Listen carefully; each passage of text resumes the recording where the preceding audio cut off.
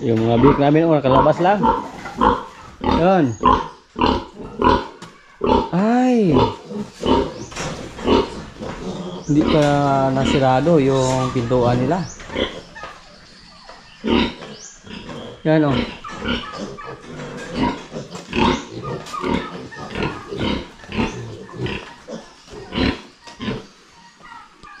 Bik. Pabalikin natin doon.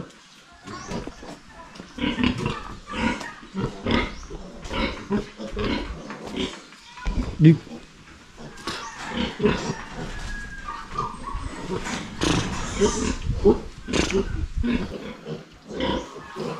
Ito po mga kaprobinsya, malaki.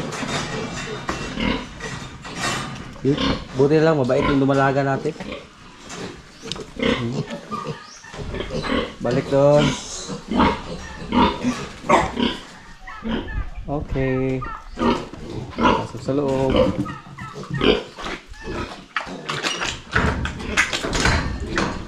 Kalimutan para na isarado yung pituan nila. Malapit na po mawala yung mga bik natin dito. Mga ilang araw mula ngayon, iwanin na po namin sila. Isang linggo siguro. Isang linggo mula ngayon, iwanan na po natin ating mga bik. May isa sa kailan na maliit pero solid naman yung katawan, yung dumili sa nanay niya. Magpili tayo ito ng babae para gawin natin. Yan. Gusto niyang lumabas ulit, oh. Sirado na. Minsan mga kaprobinsya, doon sila sa kabila dumaan. Kasi nasira po yung division dito. Ito po nasira to. Kaya dito sila dumaan sa ilalim.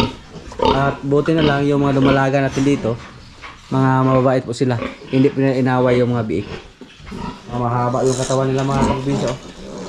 Yung apat. Exit sa dalawa. So nahingi ng gatas pero hindi na po natin sila pinabili ng gatas. Kasi pag palagi namin sila binigyan ng gatas, ayaw po nilang kumain ng feed. Doon lang sila umasa sa gatas. So ang ginawa namin ngayon, hindi na namin sila binigyan ng gatas. Pero yung apat malakas na itong kumain. At ito po mukhang mabawasan ito kasi may gusto bumili din dito ng dalawa. Yung baka na si Rigor, oh. Kainin na sila ng feeds ngayon. Copramel at saka konting feeds.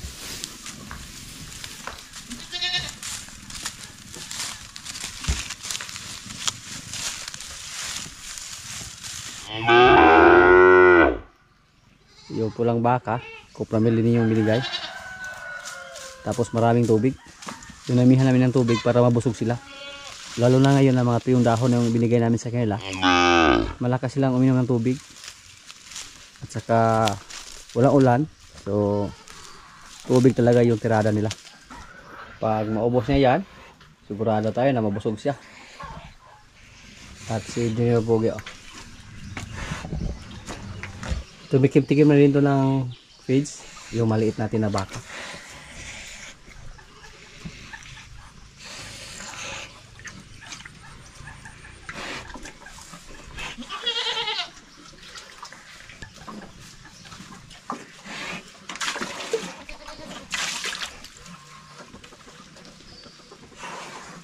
Busog siya, bisa mahurot niya na busog siya.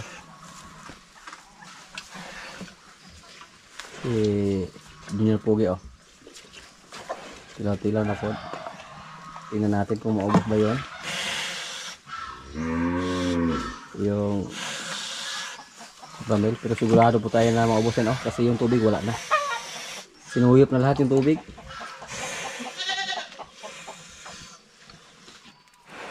Busog, oh.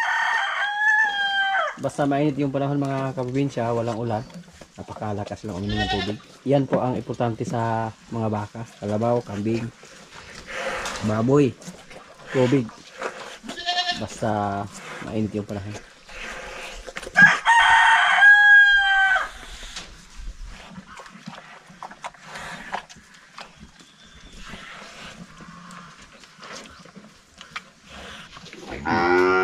Busog siya oh. May natira pero konti lang. Si Basya daw yung pupunta doon dire. Sunod si Basya naman. Hindi namin pinainom sa balde kasi pag sa balde lang kulang yung tubig.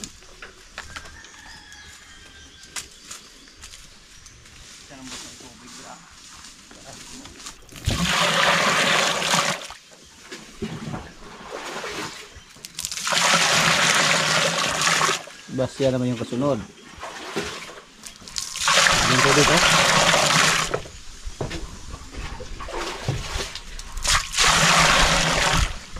Kinta na kanya si Junior Pogi. Kumasa na, nag-practice na siya. Nagmamadali.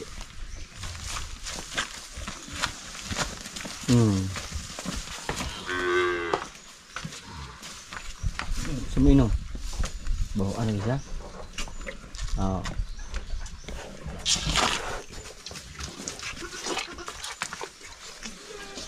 Gusto niya sa balde.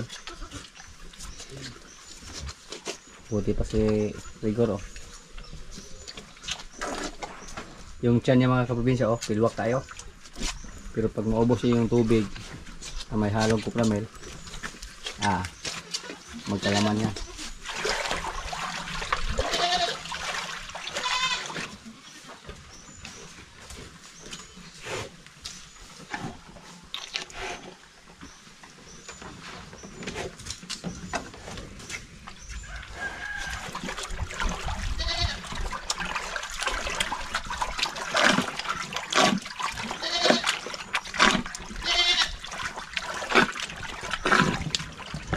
Tingnan natin kung maubos na ba siya yung maraming tubig ngayon.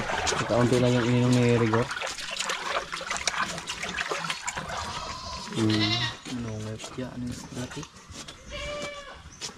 Hindi na ubos ni Basya, busog na siya.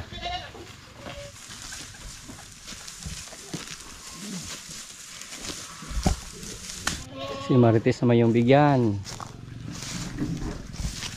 Yes.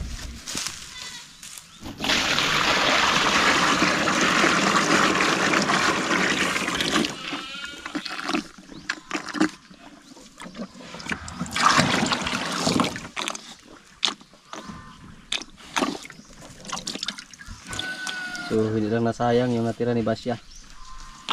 Pinainom ni Marites.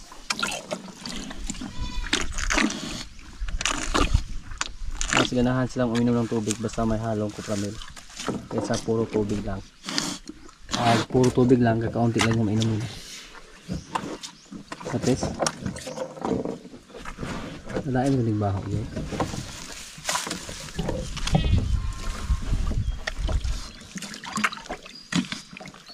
Subukan natin na ipasol si Rigor sa labas. Kung sumunod ba siya sa atin.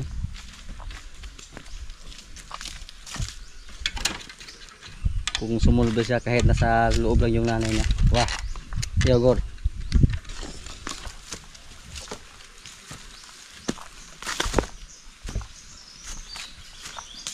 Purot akong bilib ni Rigor mga kaprobinsya. Hanga ako sa kanya. Kung ibang baka pa yan. Tapos yung nanay niya nasa loob lang, ayaw yang sumunod. Pero si Rigor pati si Junior Pogi sumunod pa. Grabe, ang bait ni Rigor. Basta mabait, makakain ng damo. Napakabait niya. Kung ibang baka lang yan, tapos yung nanay niya nasa loob lang, at saka hindi pa siya sanay na may tali, mahirapan tayo na palabasin siya kasi mag-isa lang siya. Lumabas man siguro siya pag may kasama. Nung nakita din ni Junior Pogi si Rigor na lumabas, sumunod naman siya. Sana mapaamo lang natin yung maliit na baka katulad ni Rigor. Basta hanga ako kay Rigor mga kaprobinsya sa kanyang bait. Pero yung hayop, hindi po tayo makaasa na hindi magbago yung mga ugali nila. Darating ang panahon na magbago lang yung mga ugali nila, lalo na pag magkaedad sila. May nagtanong po sa atin sa ating video sa YouTube kung alin daw ang may malaking kita sa pag-alaga, yung pag-alaga ng baboy, pag-alaga ng baka, or pag-alaga ng kambing? Yan po ang kanyang tanong.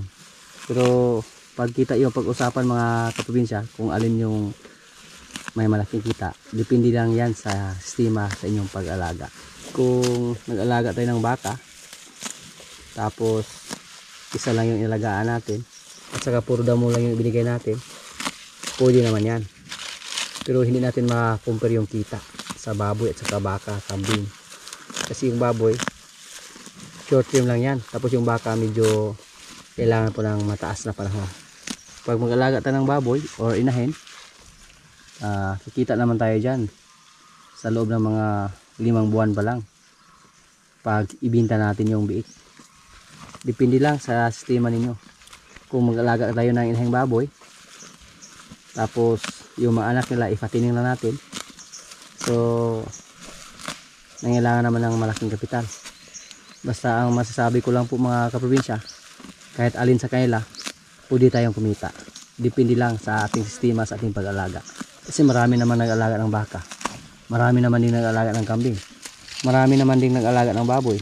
Base po sa ating experience, kung ako po yung tanongin ninyo kung alin ang mas magandang alagaan, depende pa rin sa sistema ninyo. Halimbawa, pag gusto niyo ng baka tapos wala kayong area na mapastulan, tapos halimbawa pag gusto niyo ng mag-alaga ng baboy at saka malapit kayo sa mga kabahayan, hindi yan pwede. Magalit yung mga kapitbahay natin basta marami tayong alagang baboy. Kaya depende lang. Yung kambing naman, maganda naman yan alagaan pag may malaki tayong area na ipastol lang natin sila. Tubig lang yung puhunan, pwede. Pero dito sa atin medyo may gastos tayo dyan kasi pinapakain natin sila ng feeds at saka kapramil. Yung baboy maganda basta may area tayo at saka may kapital.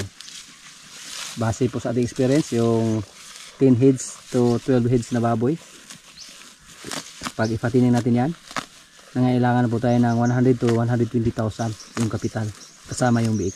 At maganda yung baboy basta mataas yung presyo. Yung baka naman maganda naman siya, pero long term na yung baka.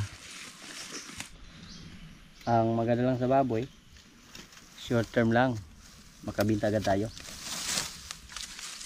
Ang maganda lang sa baka, pwede natin sila pakainin ng mga damo.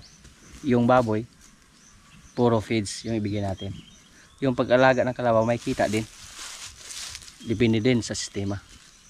Katulad sa iba na ginagamit nila pang araw-araw. Sa pag-araro pa lang kumita na sila doon. May iba naman na nag-alaga sila ng kalabaw, part sa Luzon, ginagatasan nila yung mga kalabaw. Dito sa amin hindi yan uso.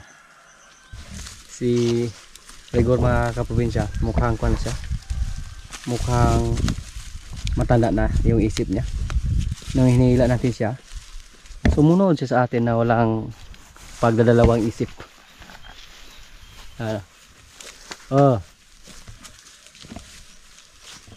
Dito kayo. Pero damo lang yung kainin niyo ha.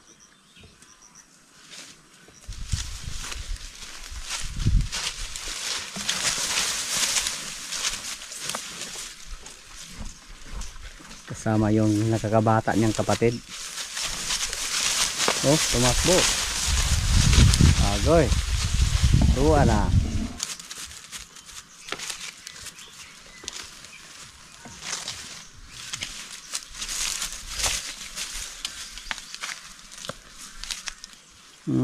Isapli yung napiers ka buok. Nagbago na yung kulay ni Rigor. Nung ipinanganak siya, akala ko po red Brahman.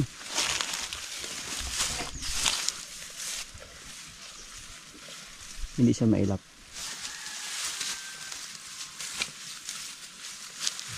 Rigor.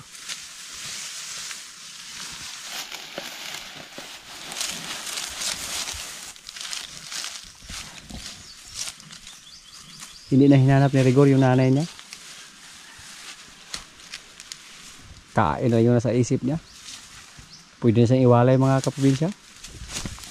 Malakas na siyang kumain ng damo.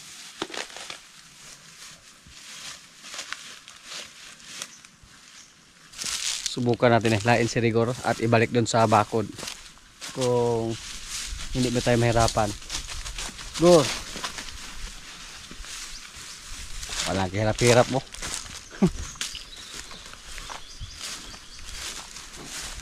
Ayos ka, Rigor, ah. Ang bait mo. Parang naghila lang tayo ng aso.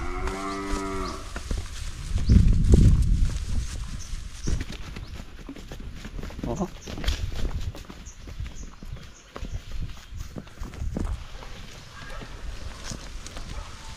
Kusa lang sila umuwi.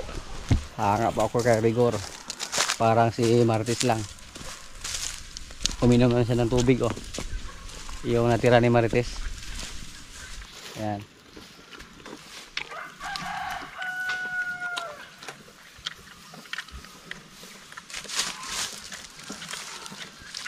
Ginanahan kumain si Marites, oh, na may kasama siya. Kanina, hindi niya inubos. Pero nang kumain na si Rigor, kumain niya din siya. Inom mo tayo ng tubig ng buko. Wow!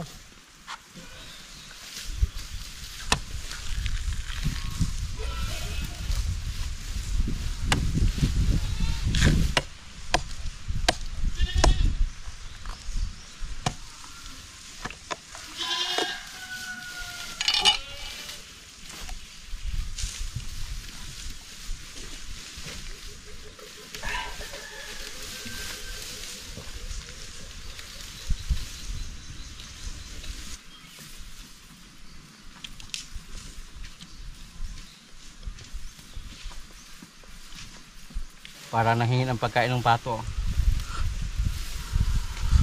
Lumapit siya sa atin para nanghingi ng buko. Kung makapagsalita pa yan.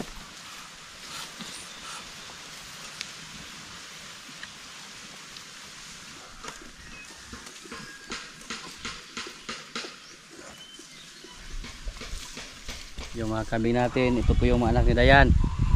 Hindi na natin binilan ng gatas. Hindi sila kumain ng feeds pag palagi nating bigyan ng gatas. Doon lang sila umasa sa gatas. Katulad sa ating mga biik. Kala niya may gatas tayo. Ito po mga kaprobinsya, nakasahan na to. Nakasahan na to ni George. Halos lahat sa ating mga babae ditong kambing nakasahan ni George. May ilan dito na hindi nakasahan dahil nung naglandi sila, marami silang kasabayan at hanggang napagod na si George, hindi na kumasta. Lumapit naman yung kambing natin na mabait. So tuwing pumunta tayo dito, dati pa ito nung maliit pa siya, hindi siya nagbago. So may problema. Binago po natin yung sistema sa ating pag-alaga ng kambing dito mga kaprobinsya, yung ating pagbigay ng pagkain. Binawasan natin ng kupramel. Tapos tuwing tanghali, nagbigay din kami ng mga dahon ng tubo kahit tuyo na. At inuusurbahan namin, mukhang effective naman. May dahon ng tubo na nakaantabay dyan. Pagkatapos nilang kumain mamaya ng kupramel at saka maraming tubig, bigyan sila ng mga dahon ng tubo. At hindi naman sila namayat.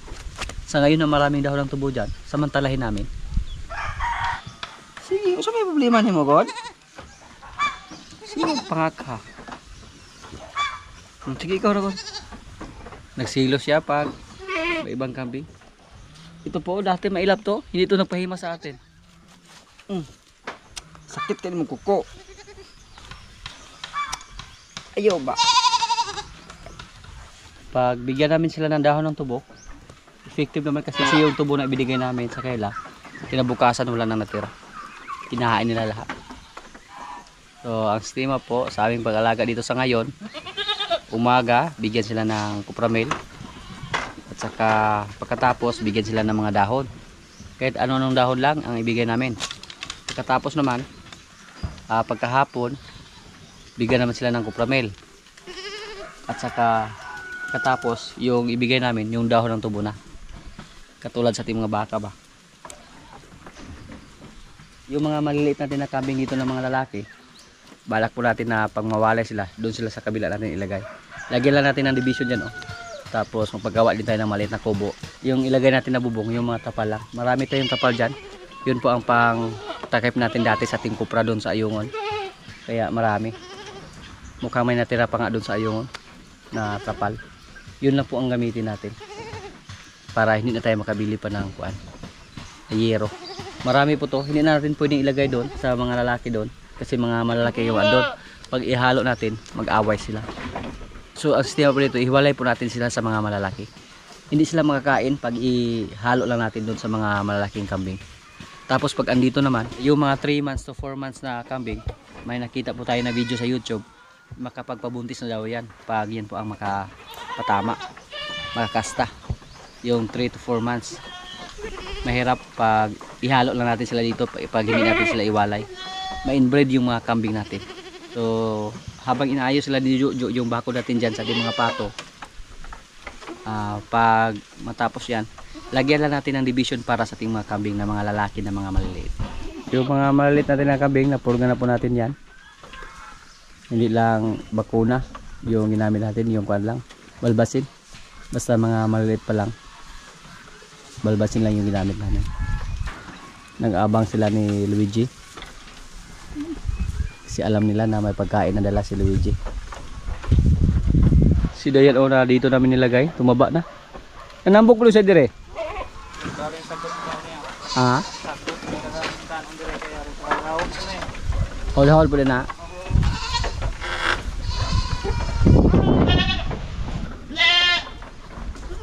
Kung sakaling mga anak, yung mga kambing natin dito na mga inahin, mga kaprobinsya, kasi nakasahan na sila.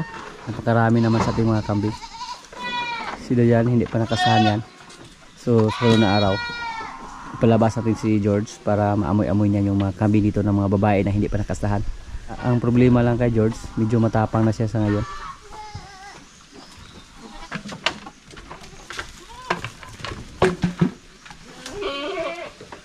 Kung pwede lang ihalo yung mga lalaki nating kambing, pagkarami nila, tingnan mga kaprobinsya.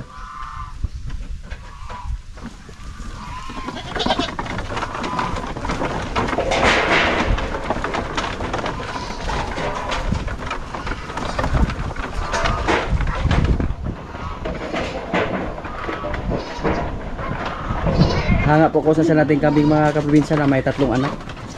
Kahit 3 yung anak niya, hindi namin pinadidi ng commercial na gata, pero mataba pa rin yung kanyang mga anak. Si George lang kupitin siya dito. Isang balde. Tapos yung ulo niya hindi nakasya sa balde dahil sa kanang sungay. Magludluhod ko siya. Papansin ko po ni George mga kaprobinsya, hindi siya masyadong maangso. Hindi katulad sa una nating mga lalaking kambing dito na baho kayo, angos kayo ba? Yung kambing natin dati na buwer, angos kayo, palagi lang basa yung katawan niya dahil sa ihi. Pero iba si George, limpyado ba? Si Dayan nilagay din sa kwarto pag mapapakain kami ng kupramel kasi matapang din to. Naghari-harian din to pag malabasin namin. Hindi makakain yung iba, nanuwag. Kaya pinalabas natin siya. Isa din siya sa pinakamalaki natin kambing dito ng mga babae. Kahit kulang siya sa gatas pag siya yung may anak, pero tinagaan na namin. Malaking kambing to mga kaprobinsya. Mga ilang kilo kaya to pag ibenta natin. Anak din siya ni Turo dati. Ang tangka daw. Ask sila yan, lalo pag nakatayo siya tapos straight yung tindig niya, taas kayo. May halo pa siyang anglo. Yung triplets natin na kambing, busog kayo. Malakas lang kumain ng kambing. Dinadagan pa ng tubig mga kaprobinsya. Malakas din sila uminom ng tubig. Yan. Ang tapang mo na yan. Diyan po sila nabusog ng husto. Yan po ang napapansin natin na positive side pag pakainin natin sila ng mga tuyong dahon ng tubig. Malakas silang uminom ng tubig, pati yung mga baka natin. At yung tubig, isa rin sa mga nagpapataba ng ating mga alaga. Basta malakas uminom ng tubig, ibig sabihin condition sila. Malakas din silang kumain. Ayaw, God. Parang malapit na sa mga anak mga kaprobinsya, oh. Dahil sa laki ng kanyang tiyan. Po, kayod yan. Ah, mo ininom nila yan, oh. Tapos na si George, oh. Okay na, George? Good boy, George. Yung sungay na hindi nagasya sa balde.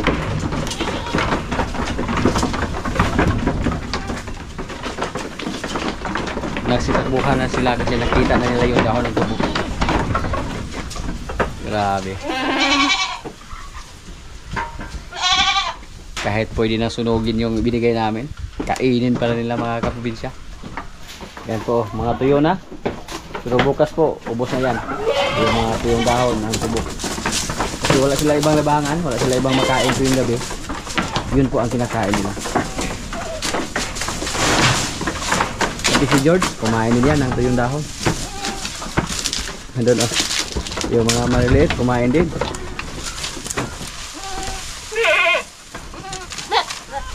Kahit nakalatag lang yan sa lupa, sinadya namin yan para yung mga kambing na takot sa ibang kambing, makakain sila.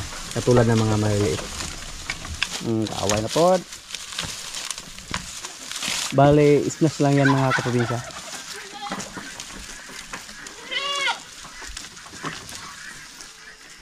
Mga kaprobinsya, kain na po. Ulam namin, tilapia at gulay. May kanin. Lord, maraming salamat sa pagkain. So, kain na. Kung ano lang yung bula dede ha? Wala na ako niya. Asa no? Hilaw. Ah, hilaw. Mantika, bula niya. Di, butang guro ng tray na dyan kay, ha? Gabal. For safety. Supa na yan. Kaya daw? Pwede rin magkutsara sa apart. Wala dito ngayon si Luigi. Asa dos Luigi? Parin mo. Nabisita. Og perteng. Kusoga. Soba. Yapa sa bayaw. Ano sakto kay alapas mo si bayaw. Citaan eh. Citaan eh. Ano to pagyan niya ay mapas na to? Ha? Ha? Silpon naman tadi. Lulutong kit. Ala? Ala? Anak. Wala ba yata yun ko ha? May anak na. Kaya. Pero kay gihagit. Di ipo may mahagit. Kasi mo hulas daw. Ako. Ay. Kasi mo hulas daw. Yeah. May pagdaon na hinuhugas ko. Kung pagdaon na kayo. Paalam no asa.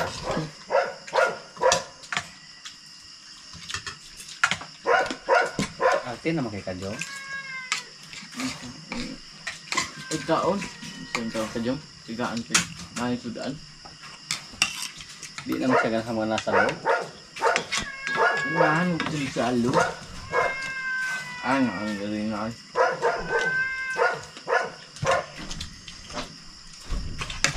Lagi mo.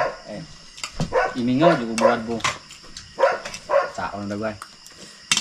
Taon yung ka bo. Yung kasumbaman yung bila. Uy, kuat po sih kay kuat kan. Durung lebih kesak mga gani ha.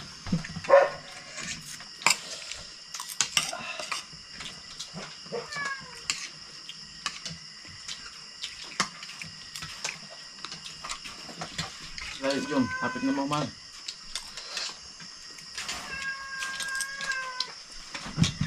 Kain Daw, danang unod anak. Yung mo nang ipagtakapok dito na dyan. Yan kaya na ko dyan. Buyang nga buke.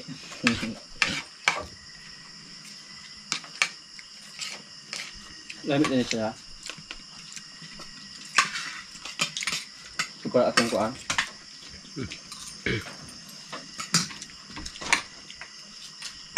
Hindi. Tapi itu yang paling aneh. Untuk ba?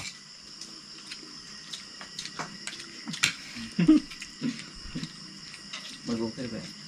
Kaya kinabulungan yan eh. Ano naman? Ikaw na ganyan dyan, bakit? Naman tuwa pain niya, Jot. Bubod ka. Kaya, Sudah pwede sa ko hagugat do. Di rin wala makan bansa ni sa. hindi na. Mukhang ka wala na ako. Hindi na, master. Lima instrument na siya.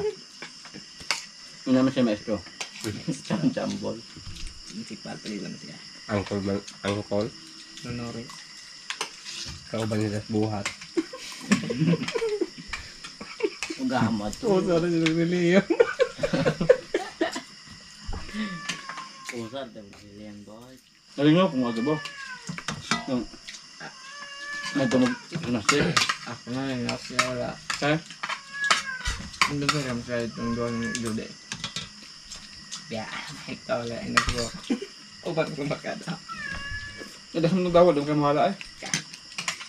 Katarang po dyan ako. Abot ng subos. Dolos tiyangge. Libre po. Bumalon-balon niya ito sa una. Tagaan po siya sige. Parang di mahanap ah. Kaya Tagaan na siya. Palito gasolina. Masukli bro. Hindi na piyait. bupiyat. Oo. Okay lang po ato. Ulat mo ko. Mano tawag kay naging pagkailan. Dali ay laro. Plano. Saan ito mo? Kasi nagplano ato mo. Siya yun. Siya, di mo ito mga tuwa-to. Tingin ko ayun nito nga mo ato. May anak. Wala may anak doon eh. Wala mo kasi. Kaya si araw-araw nag-ubahan. Wala? Bayad ng utang ko. Kaya may Master dito ako ka. Ano? Yung mga galaw ba? Bagbuntag. Mano yung malay?